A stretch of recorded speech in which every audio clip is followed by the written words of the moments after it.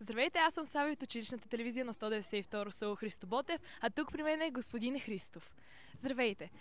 От колко време се занимавате с спорт и като цяло с фитнес?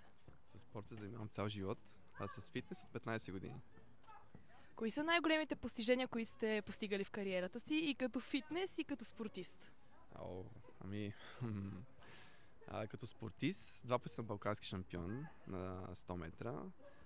Като треньорче, любимото ми е, станахме държавни шампиони с мъжкия волейболен отбор по волейбол.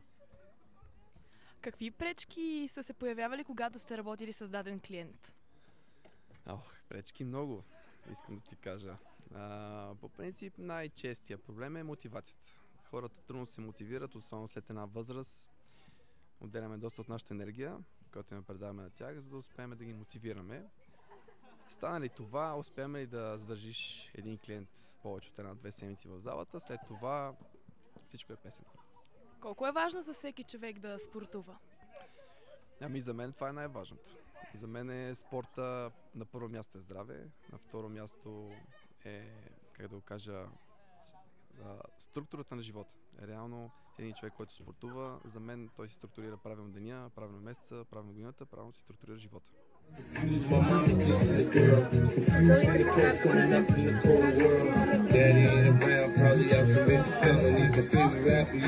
Здравейте, при нас е Михаил Александров, бивш футболист и магистър по спортен мениджмънт. Здравейте! Кой е бил най-трудният период в живота ви? Може би този, когато се контузих. Тежки 3 години на възстановяване, ден след ден на разочарования, че нещата не се получават, но ето, че изгря вече слънцето и всичко е наред. Да, не съм в футбола, но се захванат с нещо друго, което по същия начин ми дава радостта от живота, както ми е било с футбол. Кои са най-големите успехи, които сте постигнали? Може би това, че постигнах мечтите си, тези, за които съм тръгнал още от малко дете. Първата ми беше да игра със 7 номер заради баща ми, тъй като е роден на 7 септември. След което да игра със същия той 7 номер в националния отбор, да дебютирам за националния отбор. Всичко това нещо се случи на 21 години още, след което да игра в най-големия турнир за европейските отбори в Шампионска лига, което също постигнах. Така че общо взето аз съм един щастлив футболист. Какво бихте ни посъветвали нас, младите?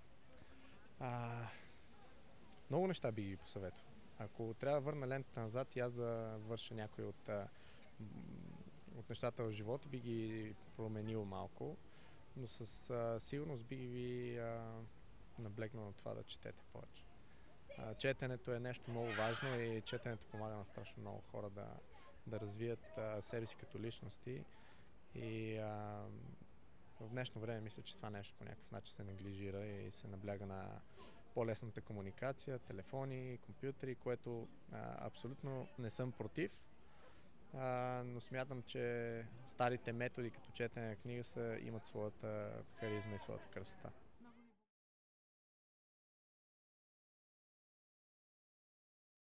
Thank you.